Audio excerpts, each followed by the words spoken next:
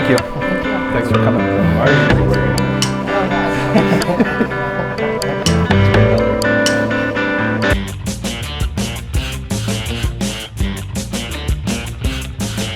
Welcome to Two Beers and a Podcast with Brad and Mike, two marketing guys with a love of great craft beer and the stories that go with them. I'm Brad Fruhoff, the word guy. And I'm Mike Rattay, the visual guy. And this show is all about the experience of beer, from the label to the glass, from the brew house to the bar. Each week we feature two beers we feel have something to say or that we think worth saying something about. And this week we are sitting down with Melanie Dominguez from the Green Lady. Thank you for having us. Thanks for being here. We should probably get into the beer first. Oh yeah, let's Get into the beer. let's start with pouring a beer. All So right. tell us about what we're drinking here. So we are drinking Delirium's Deliria beer. Ooh. It is a golden ale made Hello. by women from all over the world to And it's- celebrate International Women's Day. Yeah. And I had the honor and privilege to be able to go Ah. last January for a weekend, literally, to Mhm. Belgium Oh wow, to brew beer it's a quick with weekend. all of the folks Yeah. at Delirium. Yes. And women from all over the world, and met some awesome folks. And so this is that beer that we brewed. Very cool. So yeah, talk about that experience. And It was amazing and awesome. Belgian golden ales are. Cheers. Ooh. They're the beer that got me into craft beer. Belgian Goldens firstly, and then Flanders Red Sours secondly. So I feel like going to the place that originated my craft beer love was yeah, amazing, and doing it for a company that I loved and supported throughout my entire craft beer experience. And with women from all over the world Yeah. to celebrate International Women's Day was also something that was pretty awesome. yeah. So flew into Brussels on a Friday, went to Ghent.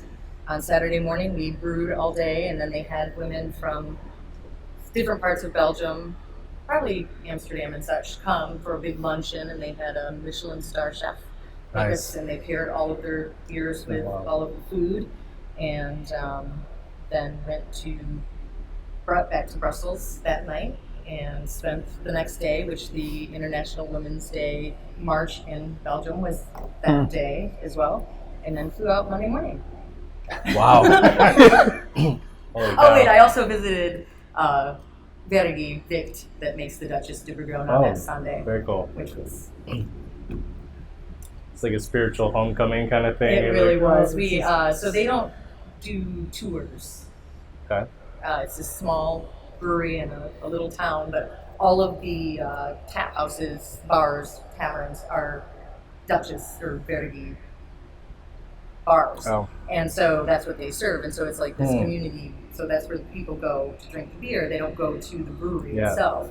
So when I got the opportunity to go for a couple hours, of course I was like, yes, please. Yeah. And it's like this little tiny, you go down these little cavernous hallways, and there's like cobwebs in the corner, and you walk into this room and there's 100-year-old fooders. And I literally, of course, teared up and Right. literally crying. No, I'm not crying. You're Right. crying. Like, That's it was awesome. pretty awesome. So to be able to do that all in one weekend was pretty cool. Yeah, yeah. So I'm just curious when you say you brewed it together, like, because there's a number of things that occurred to me that are like about that kind of process, like like the idea of like trying to do anything by committee, of course, can be not necessarily create something good, but this is actually really tasty. Yeah. Right. And then so what kind of input did you have into Well, that so- process? The formula we don't get Okay. any say in Okay. at all. And so we show up at the brewery. You just get the And we are actually brewing. We poured in all of the Okay. sugar, all of Nice. the, and Yeah. measured, and got to go on a little tour and taste things out of, the vessels and all of that. And so we were that, and we mashed out. But they actually have this awesome idea of saving the earth, and so they recycle 80% of the water So like their mashing out isn't like what you think of if you go to Spiteful or Beguile or whatever, and they're mashing out of their mash tun. It's all electronic. So there's these screens, and I don't even remember how the room was probably as long as the bar, where there's screens, and then we were scraping them off. But we did do physical work. Yeah. But we also had the lunch, and that was pretty awesome. Right. You know, so we're reading off of the paper, and he hands it to this fantastic person I met, Karen, who owns Small Bar in San Diego. And she's got the recipe, and I was like, oh. And I thought we were finished for the day and we were going to go have our lunch. And so I was like, I kind of want to keep that for a little souvenir. And she's like, all right, whatever. And so then after lunch, she's like, well, we have got to go do something. And we were like, oh. And so he goes to Karen and he says, well, where's the recipe? And she's like, Melanie took it. Right. Like, throw me under She's the got bus. it, right. She's like, no, She stole no. it. Oops. Right. He's like, it's okay, we can print another one, but Okay. don't you give that to anybody in Right. Chicago. I won't. So. That's like news, though. We should almost cut that out because people are going to be hounding you. Hey, so Oh, right. can I see that recipe? When are we going to do a clone batch? Well, I feel like with the technology that we have now, Just pour this into a beaker and someone's got. somebody's got the formula right They'll there. figure it out. I mean, it's the water. I think does play a huge part. As if you speak to the folks over at Dovetail, they would probably 100% agree that the water's going to make it a little different. So you can clone this, but if you brewed it here, it's going to be Right. different. So, yeah. Very cool. Yeah. Very tasty beer. We just went to Dovetail. That was probably the first time visiting that place, and it's a great place. Yeah. So many unique Always in things that you want to go for, but they just force your hand to try. Did you go on the tour? No, Or- we just okay. hung out. Because they actually, part of their tour is they show you their water filtration, and they have you test and taste the different waters, and you can Nice. tell the difference. Yeah. That's why I brought For that sure. up, because Right. they're all about that. And they've got that beautiful mash tun from Germany, some old farm. They used to come in here when they were doing the build out, Yeah. and we would talk about sours yeah, just telling and you, all of yeah. that. And so they were telling me how they got the mash tun, and they brought it over in 2 different pieces. Wow. So, yeah. Wow. Yeah, the water is such a key thing. That filtration is, though it is such a waste, so that's interesting, and that they're actually able to recycle a lot of it over there. It was interesting, and I think it's nationwide, their recycling efforts. Just as far like as the resources, or they just appreciate them. Water. Well, yeah, I think appreciate them, lack them. They're Yeah. only so big, right? And I don't think it's as capitalist as we are, as far as like Right, that is right. concerned. They don't see it as a commodity. They see it as part of their sustainability that they need to Human necessity. Yeah, necessity. You need to reuse it, and like not all of it goes back into making beer. I think we said like 4%, but like for the Still. sewage and it's like if you recycle, they have these programs and the glass and everything, like they redo and all of that. So yeah, I don't know why Yeah. we haven't really gotten on board with. Right. That's one of those things like Plumbers. there's breweries becoming like B Corps and stuff, or trying to like you get like not only do that, but then also like get sort of certified as like meeting certain standards, and those things I think are pretty cool as a way forward. Like Yeah, well, I had a meeting this morning with a company that works on behalf of themselves, but they work with ComEd, and ComEd actually, we've been paying, we as folks that live here, have been paying into a fund that, yeah, I've heard about this. yes, so it's real. Yeah. So they came in and assessed, and we're replacing some stuff, and there's, we already have LED, and we recycle everything, we reuse everything, yeah. It's a pain, but you know what, if we're only 1,600 square feet, and we recycle all of our bottles, all of our cans, like That's everything. It is, but there's not a program that the city provides for Right. it. Yeah. And so the majority of people just throw them away. Right. And I mean, if we talk about the waste for that, but and also the energy waste, so this initiative is seems like a really cool thing. And I heard about it and I was like, it's got to be a scam, right? They come Something and they're like, good. I can lower your Yeah. costs. Yeah, something good. Come on. Right. Save But it is money. actually a good thing. They came through this morning and actually we're scheduled for Cool. next week to replace the motors on the fan and the walk-in. And Wow. Yeah. So. The fund is real. Yeah. Good. Alright. I'll take it. So it's surprisingly difficult to learn about you online, which we were kind of trying to figure out with doing a little bit of homework for this. So We like to fly under the radar. There's not like a lot of bells and whistles. When I'm from Flint, Michigan, I lived in Chicago. I lived in New York for 13 years and then back to Chicago. So I've been back in Chicago now for a little over 9 years. And I don't know, I started around the same time as Spiteful and Beguile and 18th Street and Pipeworks and Dovetail and, like this beer community that we now Happy was already going, Revolution was already going, all of these local folks. And we just were welcomed into this community and, Twisted Hippo and all of these people that I just kind of feel like it's bragging if I'm like, oh, look at us, and we're doing this and we're doing that. Like, we just do it because that's what we do. We recycle, and people are like, you should, post That should about be your your marketing. recycling. Yeah. Marketing, and that's something that I'm not good at. As you noticed, I took down my website.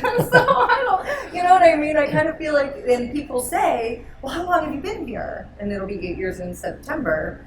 And I think the way that you guys found out about me is that I posted, so July 13th was the day that I closed on the bar. And the reason that I have Facebook, for my personal reasons, mainly is for the memories and the things that pop up for that with my child and everything. And I just like looking back, and so that came up, and then the Green Lady was born, and so then I posted it. You're like, how long have you been here? We didn't even know you were here. We're here. doing our thing. What we do. I don't know. I try to get better at the marketing and Instagram and all of that stuff, and it's getting there, I think. Yeah. But then you're just like, okay, well, how many times a day do I have to post, and what should my content be, and who should I tag? And I don't know if this person wants to be tagged. So I did a story right before we started, and I tagged you guys. Yeah, So thank you. Right. Thank you. We'll share that. Nice. Yes. There you go. So, well, the marketing we like the new form of marketing, or the way to think about marketing now is like it's storytelling, and it is and that's becoming a very overused word in many ways, but because a lot of people just think story means like here's a picture of what we do, and but there's minimally it means background. So could you just tell us that part, like how did this place come to be? Oh, Where the did story where for me. yeah Okay, where did you come from, and I how thought you did were this place? explaining the Instagram story to me. Oh, because no, I'm no, like, no, that no. too. Yeah. If you can help me with that, Yeah. Right. I'm all ears. We can do an on-air tutorial. Um, Where did you come from and the idea for this place? And Well, so it was the natural progression of my tenure in the restaurant bar industry. I've been a server, a bartender, a cocktail server. I used to work at the world's busiest Bennigan's downtown across from the Art Institute. Okay. That's where I really learned how to bartend. Oh, yeah. Like, that was like, Yeah. because when the orchestra lets out or, something's going on over at the Art Institute, you're completely packed. And so, and then I moved to New York, and I had a theater company, which was what I moved to New York to pursue. I once upon a time was going to be an actress. And so when I was living in Michigan, I said to my brother who lived here that I was going to move to New York. And he's like, no, you're not. You can come live in Chicago for a while with me, and then you can move to New York, which in retrospect, of course, was the right decision. And Flint's a city. It's not like a small town, but nothing prepares you for New York until you're in New York. But so I did restaurant stuff and bartended, and then I had a theater company, and then I thought I could be a part of corporate world, and it just didn't make sense to me to work 8 hours straight, 5 days a week in a row. I just, without the luxury of, I have to go to this audition, or I have to, do this or that. And so then I was applying for a bartending position, and the person that was taking my resume kind of laughed a little bit, and I was like, "What's so funny?" And he's like, "Well, the bar across the street is looking for a manager," and I was like, "Okay." And he's like, "Well, I see that you have manager experience. You should go across the street and check out the bar." I didn't know that the same person owned the two bars, and so I became the manager of a tequila bar, and the bar I'd applied at was the Ginger Man. Yeah. So that was our sister bar. The bar across the street was Under the Volcano, which was based on a Malcolm Lowry novel that takes place in Mexico on the Day of the Dead. So it was a mezcal bar, which I love tequila. And so we had 3 drafts and about 12 bottles, and that was my first introduction into like Blanche de Rochelle and any beer other than Bud Light, or I drank martinis at the time. I didn't really care for the taste of beer because Bud Light had been my and one night I was closing up the bar, and I wanted to have my shift drink across the street, so I went across the street, and the bartender's like, "I know the beer that you're just gonna love," and I was like, "Oh, I don't really want a beer, She's like, "No, you're gonna love it," and she gave me a Duchess de Bourgogne, and then it was just like, So then years later, I became director of operations over both of the bars, and then the opportunity came to come back to Chicago, and I, of course, was like, yes. At that point, I, was in my mid-30s and was like, I think it's time for me to actually have a quality of life outside of the hustle of New York. And I mean, there's nothing like New York. It's a fantastic place, and I love it every time I go there. But to have a family or, a child or something, unless you're filthy rich, it's not. Right.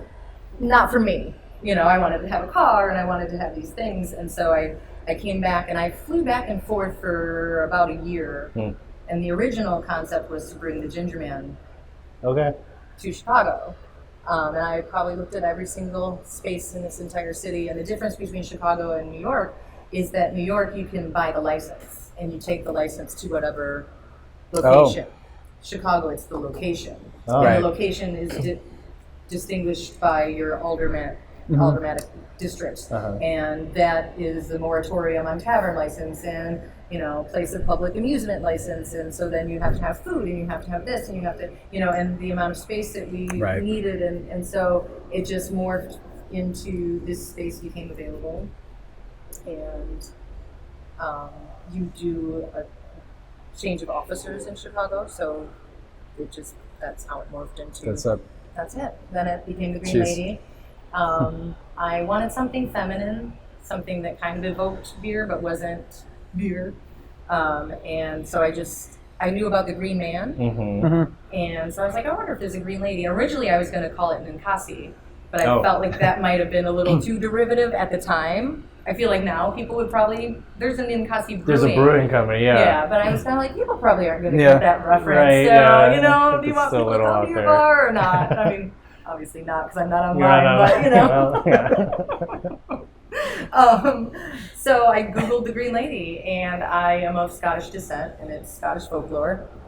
And, she's described as a slender woman with long golden hair, and I used to have blonde hair. And so, depending on where in Scotland you hear the tale of the Green Lady, she's either a good fairy or a blood-sucking demon, depending on who you talk to. I'm either a lovely lady or not so lovely. Catch me on the right day. Exactly. Okay. And so the story, the Green Lady is like the Irish Banshee, but the Banshee travels with the family. The Green Lady shows up to the farm after a storm, soaking wet in a long green gown. So I was like, water hops, beer. Nice. So, Nice. and so the idea is that she stays with the house and you give her offerings, and I'm saying that our offering is the beer. Nice. So that's the story. Yeah, great.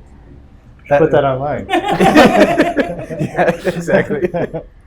Maybe I'll take this. Yeah, there you go. There you go. Yeah, you can cut it on YouTube. Yeah. Stick it in there. Well, and plus that's just getting to the start line. So now there's like 8 years of insane stories after that. Yeah. So you kind of touched on it too with Beguile and all the other guys that were sort of starting around then. How did that? Were you just here and then they sort of found you? Did you find them, or it just happened? People. I don't believe in a predestiny or anything like that, but I think that we put ourselves in situations and surround ourselves with people that perpetuate where we go in life. Essentially, they don't dictate the road that we're going to take, but microphone and Saint Laurent and all of those folks too. Like they were doing things as well along with them, and so now they're also got their stuff going and all of that. And like I came across an old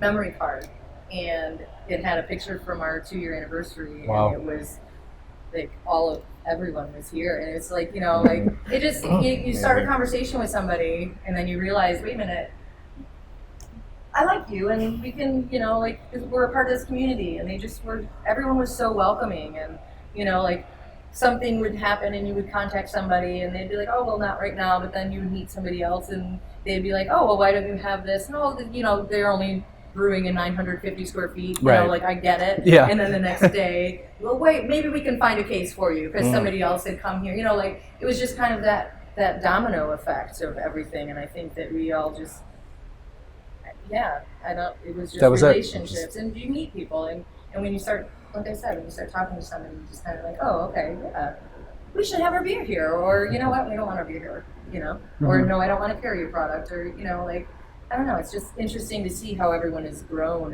and all of these things, and just, you never know who you're talking to. Right.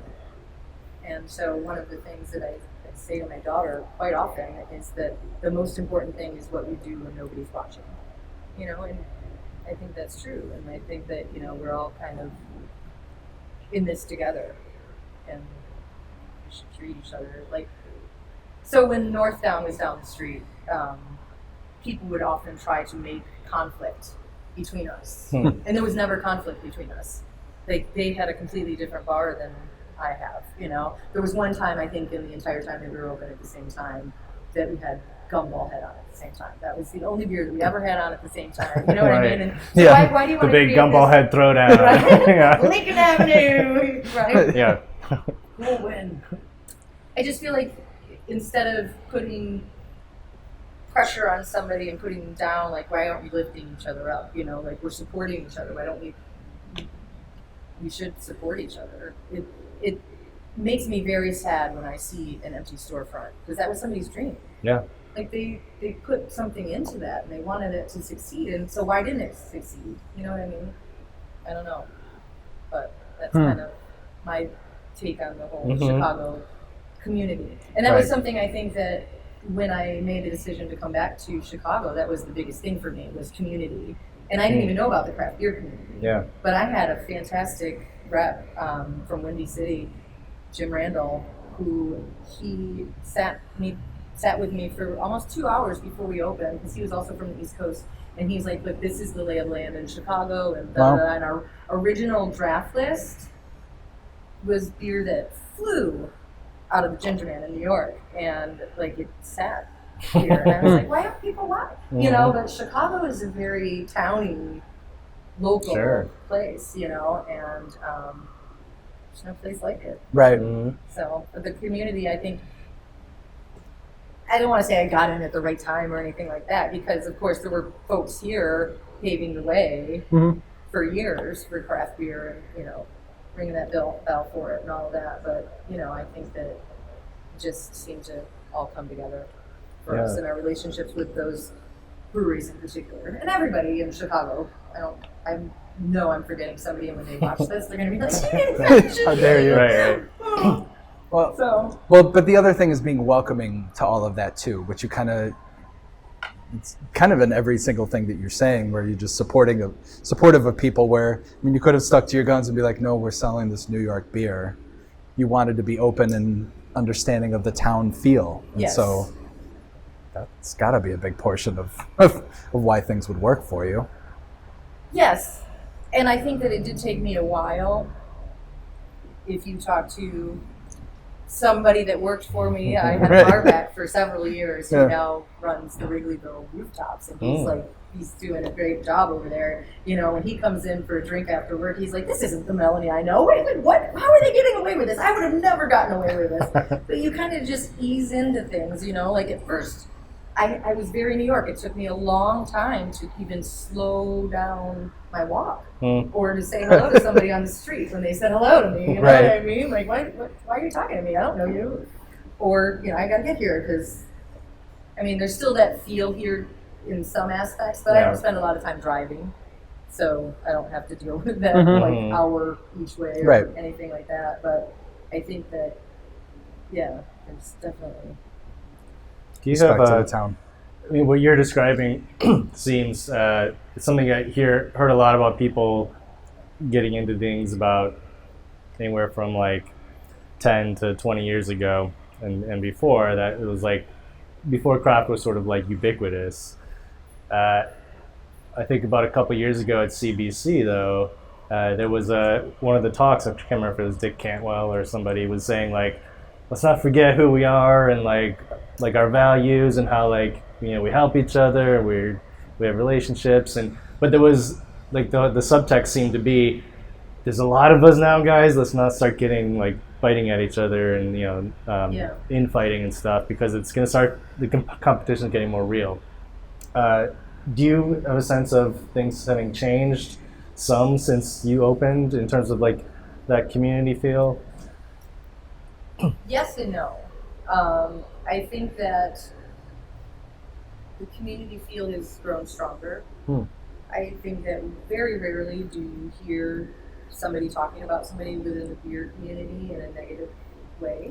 I think you very rarely hear that person's jerk or anything like that. Like I feel like for the most part people are inclusive and all of that, but I also think that some people get into it for the wrong reasons. So that I think takes away from the community feel of it. You know, some people want to, well, people are making this beer and they're making this money, and why don't I just, you know, like, I mean, I guess it's the same with restaurants and stuff, turn and burn and, you know, like get into for it to make a lot of money and then get out or whatever, you know, like, I don't know, I think that there's a legitimacy in folks that are in this community. That's your question. Kind of in a roundabout way. Seems fair. You're saying maybe that there's like the people who, there's still plenty of people who kind of have a similar set of shared motivations and values about craft beer. Yes. And then maybe there's some people who show up here and there who don't have that same, and they just don't integrate because they just don't fit. Yeah. It just doesn't fit. If you're in it for the shock value and you're naming your beers all of these shocking things, what are you hiding? You know, because your liquid's not good, probably. Right. So your bells and whistles, like I was saying, you know, like I feel like the consistency of good beer is what makes a really good brewery, and I think that is the community in this city in particular. Is if you are not making good beer, you're not going to last for very long because there is such competition. But I don't feel like people are, for me, I'm not in competition with anybody but myself. It's for me to stay relevant. It's not for you to keep me relevant. If I have a relationship with you and we've had 17 events and then you open up your brewery and we don't have events anymore, that's okay because you are doing what you set out to do. If I never get your beer again, then maybe, you know, but, you know, it's one of those things, like I want people to succeed, and I think that it really hasn't changed, even though there is more of that. I think that people still want other people to succeed, and I think that the people that don't really, they're just cutting off their nose to spite their face because everybody else that's already in the community is going to recognize that, I think. And I think that shows with breweries that open tap rooms in Chicago that aren't from Chicago, that aren't lasting for very long. Yeah, those are tough sells. Right? Yeah. I mean, why? Right.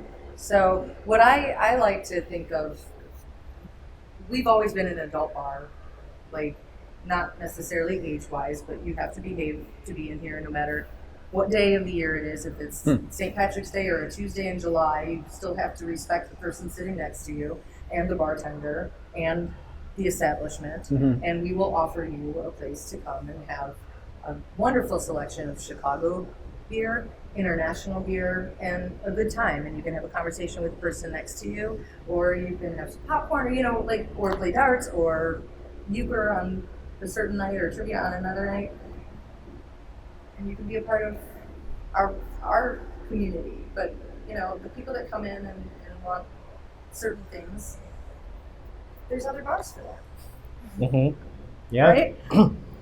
Fair enough. So- Right. Well, which kind of jumps on to the next question I think that I was looking at. So would you say you have a person, like a type of people that you're really... Your audience or your No. customer? No. No? Absolutely not. And it's amazing because there are 22-year-olds that come in and want to try all of the barrel-aged stouts. You know, there's 70-year-olds that come in. Like, it's just the demographic for us is all over the place. And people that I've met over the years, there were 3 women in on Sunday that were asking the bartender about me and asking how I was doing, because every time they come from Iowa, they come into the Green Lady and they check and make sure, you know, we're doing okay or whatever. And I think that, you know, we aren't going to exclude anybody. And if you mispronounce the beer that you're ordering, I'm not going to correct you. I don't believe in that Right. either. But I'm going to serve it to you at the proper temperature in the proper glass, and you're going to pay a fair price for it. And so I think that attracts people that understand or want to understand or learn about beer. And the bartenders are all very knowledgeable about our beer. And, you know, I have the luxury that I'm the one that chooses the beer, so I already know what we've got when somebody asks, you know, all of that. But they can help guide you through what you want or need. But we don't have well liquor. We don't have energy drinks. So, you know, No Red Bull or Yeah. what are they? Jaeger, Red Bombs. What are they? yeah, old Red Bonds Bull, or yeah. whatever. Yeah, you know. yeah. Damn, I was and- gonna get one. And if you want one of those, there's plenty of places around here you can get one, and that's fine too. Right. You know, but Yeah, that's just just not us. not But what we're you're not doing. catering to a certain type of person. If you come in here on a Thursday night, you're going to see a wide range of age, of demographics all across the board. Interesting.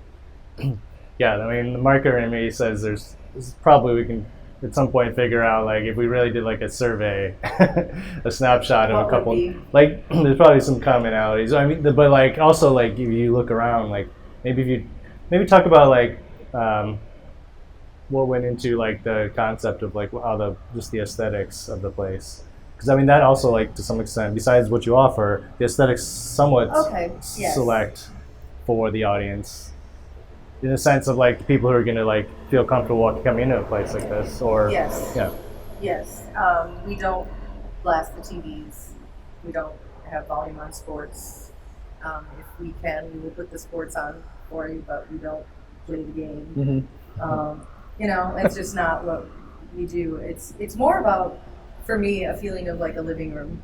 Like you're coming in and you can just enjoy Comfort. and, yeah, you're not here to be seen. If you are, you know, trying to influence somebody and get a, you know, Yeah. that's not going to happen. But, you know, aesthetically, if you look around, it's obviously about beer, right? But we have really good selection of wine. We have really good liquors. We have really good bourbons, you know, mezcal. But I guess perhaps it is zeroing in on a certain. Well, to me, it has a very like traditional, like even like British style pub feel to it. You know, dark woods and you know the tall chairs and things, and yeah. So just it kind of has that, and even like the small window, whatever those are called.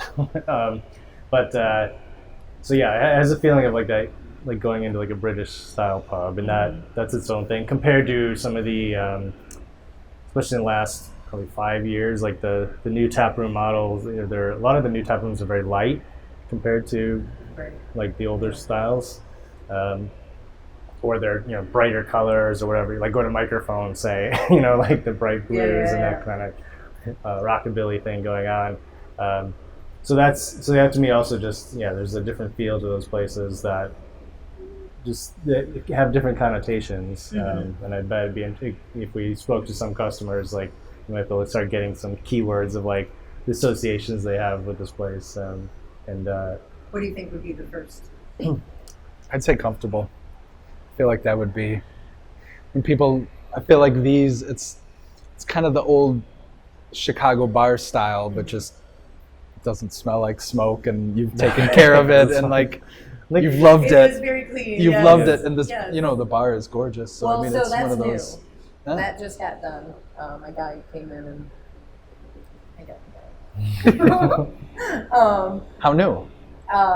Memorial Day. Oh, jeez. Yeah. So if you look at photos of how the bar has changed over the 8 years, there's definitely a lot more things on the walls, and things have changed, and the signs actually were made for something else altogether, and that's a whole other like relationship thing. They were made, and 5 years later I was with Marilee, who just opened up Twisted Hippo, and they were in the back over there, and she's like, "Oh, do you want those?" And in 8,000 square feet, they looked a lot small. I was like, "Oh yeah, totally. I can put those in my car, and I can bring them over." And she's like, "Well, they're Fitz's." And I was like, "Oh, well then no, I don't want them." And he's my boyfriend, so I was like, "No, they're his." And so I was like, "Oh, the signs." And he and another friend who has a wood shop who made them for something else altogether, and he's like, "No, you can have them," and they look like they were custom built. Yeah. For that, they came in and they literally cut 2 inches off the bottom, 2 inches off the top, and they fit perfectly there. Yeah. So it's just like that. So I think that it is about comfortable. I want people to be comfortable. When we first opened, we had a mid-century couch here and a leather rocker, and but what would happen is 2 people would sit there, and 8 people wouldn't sit down. So it'd be like, I have to maximize the space. So that came out, and things get changed around. The chalkboards used to be one big chalkboard over there, and then it got switched over here, and so. The more beers you got. Well, so it just makes more sense with them there. Yeah. Aesthetically, and the bartender, it helps immensely. They just look over there and they can see what ounce, and then they can just walk away to the tap. So, and we used the old banger up until a year ago. Yeah. I was out of Michigan helping Transient, and they ran the release on Square, and Anna, who runs Metropolitan's tap room, was helping me with the to-go, and she's like, "Oh, well, if you have an iPhone, so you can do it." And I was like, "Oh, I don't know, I was so nervous about it, and she's like, "No, you can do it." And so, like, I would ask her once, and it was so intuitive, so then I was like, "Well, I'll get that too." So when we're talking about my online presence, I just a year ago got a POS system. So, Right. Yeah. Slow down on the technology. We'll have to put a picture online for the people listening to the podcast of the old register, the banger. Oh yeah, that's a classic. Well, that was in the basement, buried under a bunch of junk when I got the bar, and I was like, "That's got to go upstairs." And there used to be a company called AJ Midwest Cash Register Company. It's no longer the person who owned it passed away, and his apprentice didn't want to. So to try to get that worked on is so difficult, and they don't even make the paper for it anymore. So I had 2 of the spools left, so I would unwrap other paper and put it on the spool to fit in there. That's how strong I'm going to hold on to the old school. Excuse me. I have a quick question about the beer, but maybe should we do a second round? Yeah. Yes. And then we can get into that. Okay. Should I hit pause? No, keep it going. All right. And we're back. And we're back. With St. Laurent's Expanding Cemetery. Expanding Cemetery. Okay. a Cheers. hazy. Mm-hmm. Holy cow. 7.5% with Citra, Simcoe, and Big Secret. Yep. Checks out. Checks out. Yep. So I figured since we were talking about all of the Chicago folks, and it's a real treat to have them on draft because they're contract brewing places and their beer sells out faster than they can make it. So for us to be able to actually have a keg of their hazy on draft is pretty awesome. So I want to share it with you guys. Nice. Thank you. Yeah. On that contract note, and maybe I need to cut this, have you ever thought about doing your own house beer? So yes, and so when people talk about, oh, let's make a house beer, typically what happens is that it's one of their beers and they just put your name on it. Okay. Right. So I have done a couple. I did a brew day with Twisted Hippo, and I said, the contingency of me coming and brewing is that I actually get to brew. Right. I don't want to sit in the it's Right. great sitting here drinking beer and chatting with Right. you guys and all that, but I want to brew. So Marilee's like, yeah, you're good. And Carl's like, heck yeah. So I didn't know that they were going to make me carry everything. Yeah, like, this is what it's like. You can do 100 pounds of grain, right? Yeah. Right. And I've done a couple. I got a barrel going with Clint over at Lake Effect. We By did us? a little, I don't want to say collaboration because he brewed the beer, but we had an idea of how to age it in a barrel. So I guess that is collaboration by That is. definition. And we were originally going to release it during Craft Beer Week, but it wasn't ready. But hopefully it will be ready for the anniversary. And Nice. I do have some ideas as far as beer is concerned, but I also have a bar and a baby. So an 8-year-old baby, but still a baby nonetheless. So I feel like, I just don't need to go down that road. When the time comes that I have my retirement farm, whether I'm actually Right. retirement age or whatever, I will have a barn with a cool ship, and that's where I will make my beer. But I do daydream sometimes and be like, oh, I could have my own beer. I just feel like the logistics of it are a little difficult. So if I go to somebody and say, let's brew a beer together, you have to make a certain amount of that beer. So do I want other places serving my beer? Do they want to serve my beer? I would say no. Yeah, right. So then I'm on the hook to sell 10 barrels of beer I feel like alongside with the other 30 taps and 120 bottles that I have. So it's kind of like, the brewery's like, oh, I don't know if that's really financially, because the beer's going to go bad. Right. It's not like I can't just go in and be like, can we just brew 1 6-still? do a Yeah. quick pilot. Right, yeah. Well, those could be, if it doesn't sell, that can be your $3 special until it's gone. Right. I mean, that's, people will drink anything. You For price it low $3. enough. Yeah, what the $3 heck? bucks. I'm like, wow, yeah. So it's funny you bring that up because people are like, are you crazy? Like, I started this thing. So we were talking one day, and I'm a beer hoarder. Okay. I said it. Okay. And I like to age beer. I like to see how things develop, and I want to drink it all myself. I want to share it with you guys too, of course. But if it's a sour or a barrel aged stout, We I have just our have favorites. a really Yeah, hard that's fine. time Yeah. putting it. So a few weeks ago, I put 6 on at once from the cellar. A 2016 barley wine, Bourbon County, 2016 regular Bourbon County, 2017 Bourbon County, 2018 Bourbon County, and a 2016 Pure Jacques. Wow. Just on a Tuesday, Right. and It's time, right? Yeah. And people are like, "Oh, that's amazing!" And then I was like, you know what? What if I just put it on special too, and give people the opportunity? Because that's really when we're talking about it's hard to find me online and all of that. I think that the basis of that is that I want the people that have supported us for 8 years to have an opportunity to get those beers. So there's some beers that I get in that I don't ever put on the menu, that I'll just put in the fridge, and you come in and you see it in the fridge and you say, oh my God, that's a roasted Gambrinus. Nice.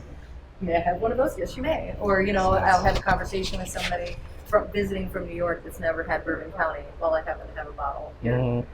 Let's that was followed. So it's more about giving people the opportunity to have these things rather than people just coming to the bar Right. to say that they could have it. Where Right. like that's not really for me.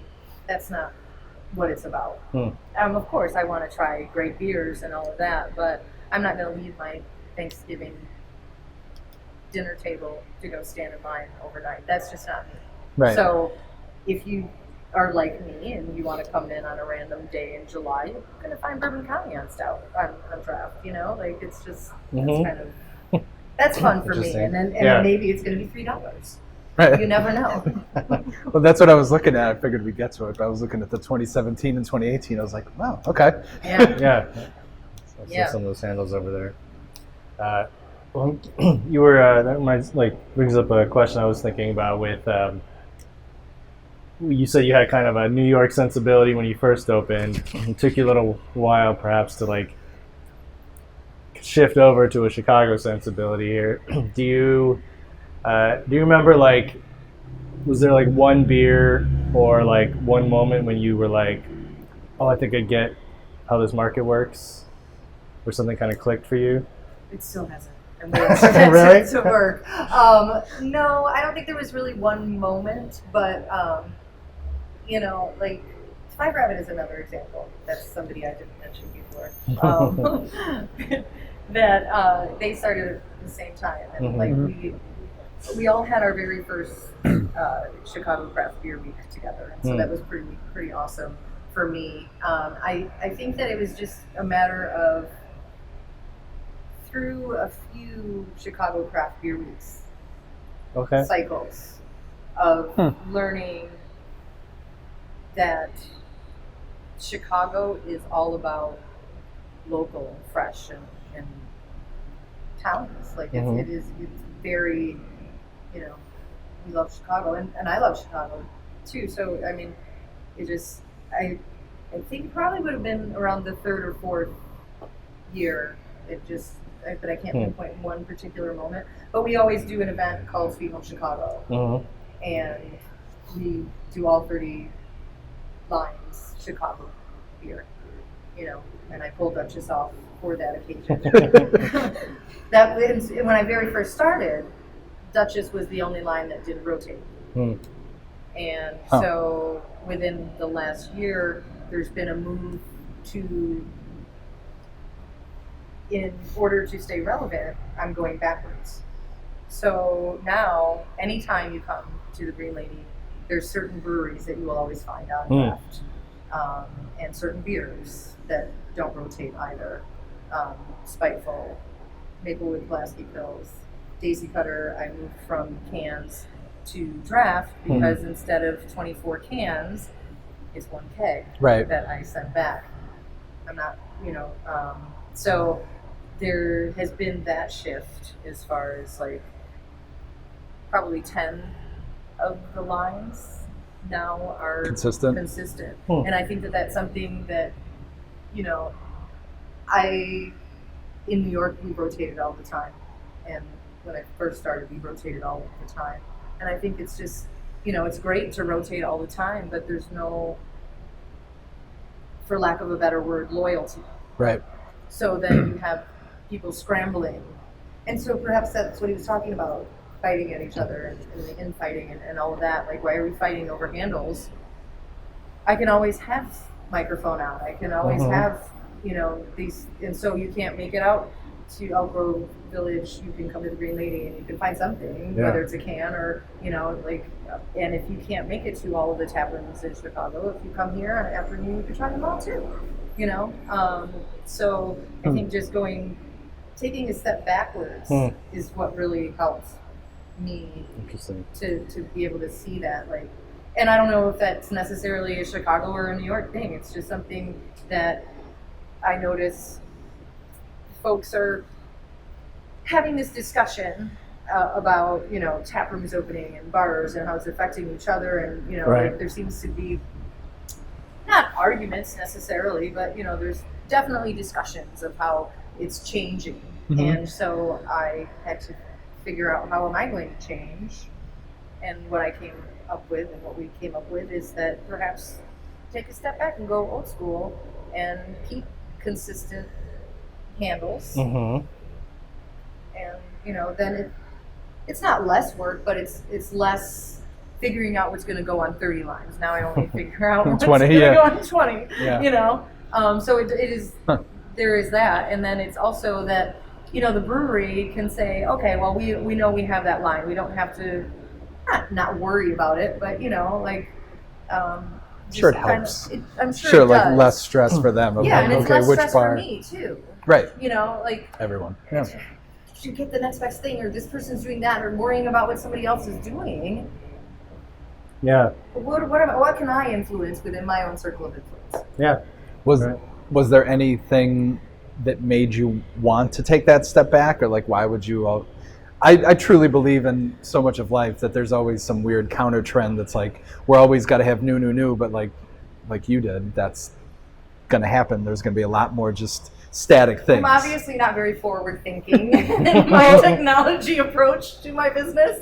Well, but that's just communicate. But the way you do things is very progressive, and you are forward looking with you don't just say, I'm just going to do this and that's fine. And people will come and go, but you do want to change with people, I guess. Yes. So I have a dialogue with people, probably. I do. I was going to say I have great people around me that help me see these things or suggest things or have conversations with people. And it could be somebody that I'm really close with or somebody that just happens to come in on a Tuesday night.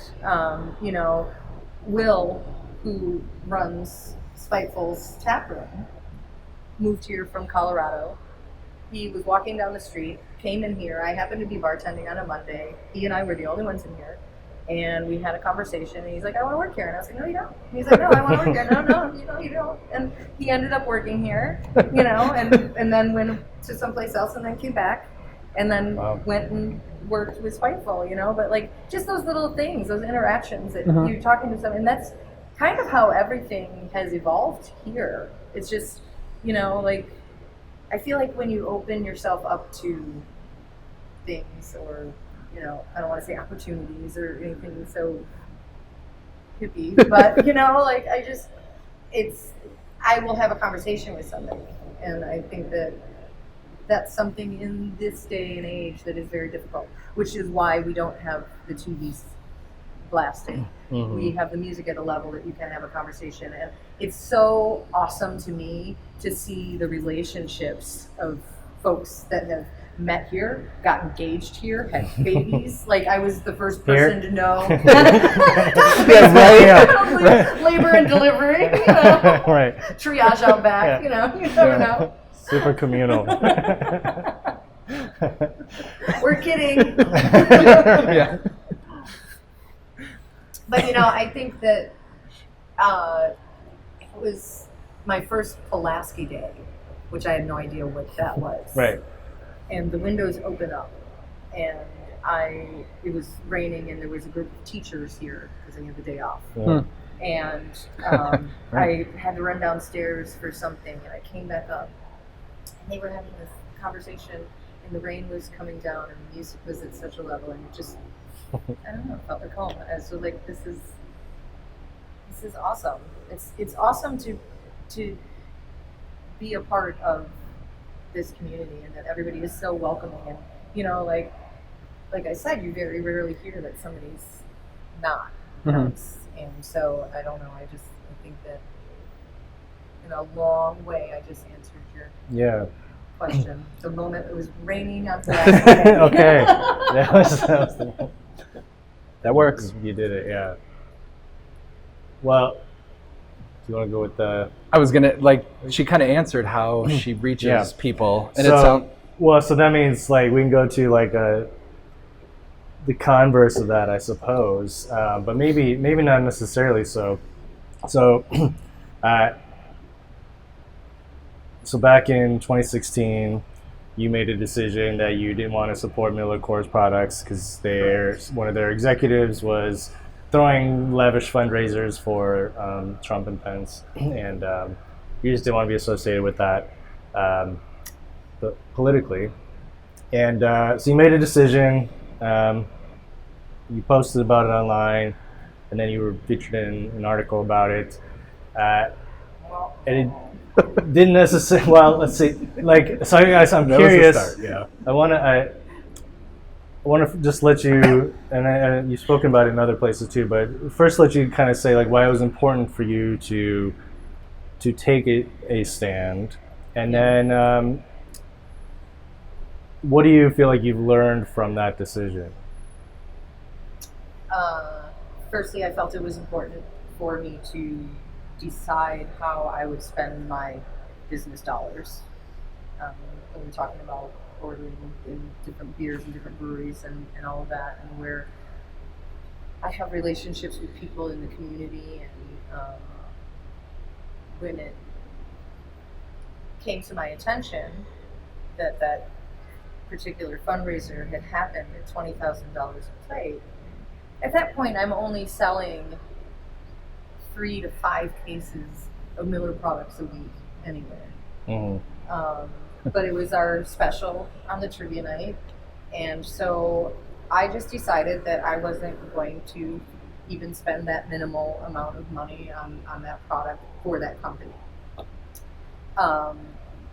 Nothing against the people that work there, nothing against the people that have whatever views that they have, but for me, to be able to parent my child in a way that I do, I felt like I would be doing her a disservice if I continued having the facts that I did, as far as that was concerned. So I posted on my Facebook that I wasn't going to carry it anymore, and that I wasn't going to have it as our special on trivia night, but that the next day when they did come, the $3 beer that they're normally used to getting would be $7, and this is why. And within a certain amount of time, a small amount of time of posting that, I got notified to do interviews. And I thought, well, okay, why not? Sure, yeah. I'll tell you why I'm doing it. And I didn't feel like I was being negative or hurtful to anyone, or saying you have to think the way that I think. And I just was explaining why, in my little circle, in my small 1,600 square foot part of the world, why I was doing what I was doing. And as we may or may not know, it blew up into something that I was not expecting. I was thrust into an arena that was unknown to me. And and like just briefly, like there was a lot of negative blowback, a lot of it kind of brought out, and that was right after the election. Right.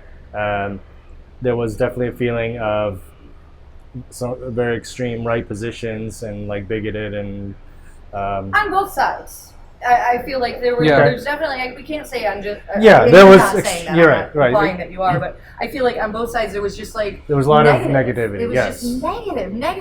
Lots of conflict. You did this and you did that and you did this. And one thing that I've always had a problem with politicians about is that I don't want to hear about what they did. I want to hear about what you're going to do, what your ideas are. I don't need you to tell me what they did, because I'm going to hear about it in a soundbite in 10 minutes. Tell me about you and what you can do. And I just felt like the fact that someone who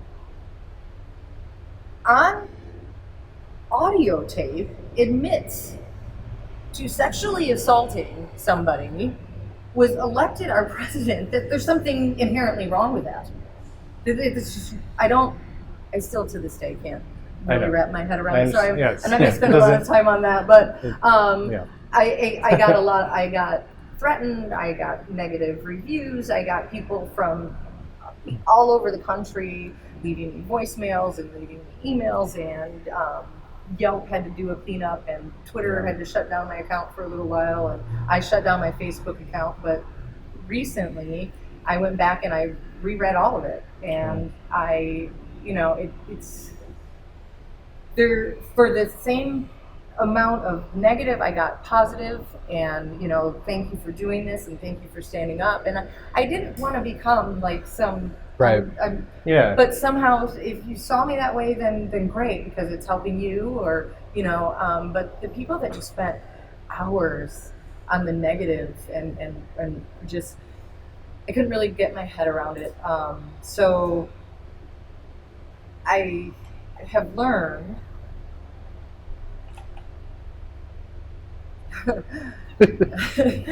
some good and some bad. You know, I learned that we aren't in a liberal bubble here in Chicago, that the people that you thought necessarily, you know, viewed the world a certain way, view it a different way. I learned that inherently people are still good. You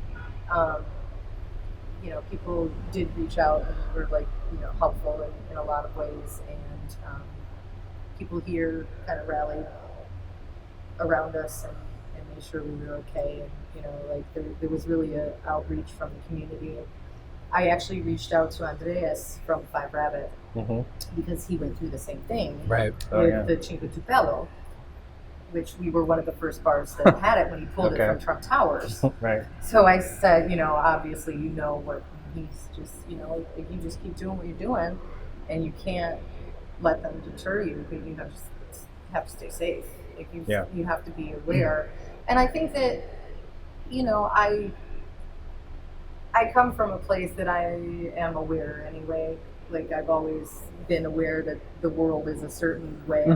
I guess I just kind of was hopeful that we had evolved in some way, and we haven't in a lot of ways. But well, there's well, in some ways it doesn't take that many people to say horrible things to make you feel afraid. Right. I mean, it only takes really like one car like slowing down by your bar to make you go like, what's going on? But definitely there was a feeling of those people willing to be that kind of present that kind of aggression, felt empowered somehow in a way that I think was surprising to a lot of people. It's what I think was interesting is, I mean, that's something we do hear about a lot in business now, is that especially the sort of millennial consumer are more interested in values, like the values of the companies that they're purchasing from. So I know you're not, and at the same time, and when companies come out with certain value-laden statements or ads or things, you can very quickly they come under a lot of scrutiny, and if they're not backing it up with practice, they obviously it becomes very cynical. Whereas you're just not describing like I'm on a campaign to represent something. You're just saying like I have to make decisions with my dollars. And that's it. Yeah. You know, like I said, I did go to the Women's March, and I took my daughter, and you know, I think it is important for her to see me as I am, loudmouth and stubborn, and have definite views about the world and about injustice and things that, you know, I'm going to speak up about, but also to know when to keep your mouth shut. Because there are certain circumstances where I will keep my mouth shut, because I know that it's in my best interest for my safety, right?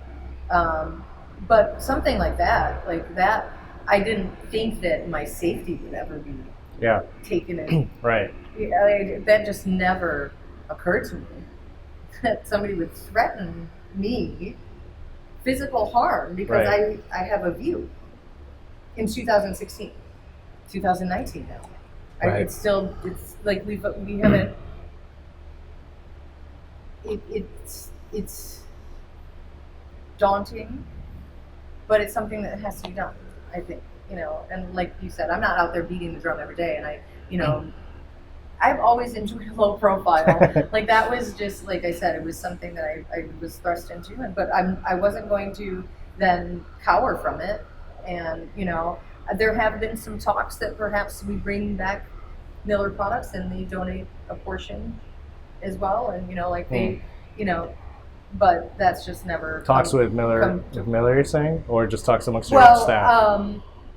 Miller did reach out initially and wanted to mend a fence. But in my opinion, I wasn't breaking a fence with them. It was just, I'm not going to order your beer, and it's big news because of what's going on in our world. But in In the big scheme of things, yeah. It's really not 3 to 5 big news cases a week. that Yeah. I didn't buy 5 cases of your Right. beer. Yeah. But we're not living in that world anymore because Yeah. it's sound bites and it's image and it's this. And now insurance companies have actually started with social media coverage or denying you coverage based on your social media.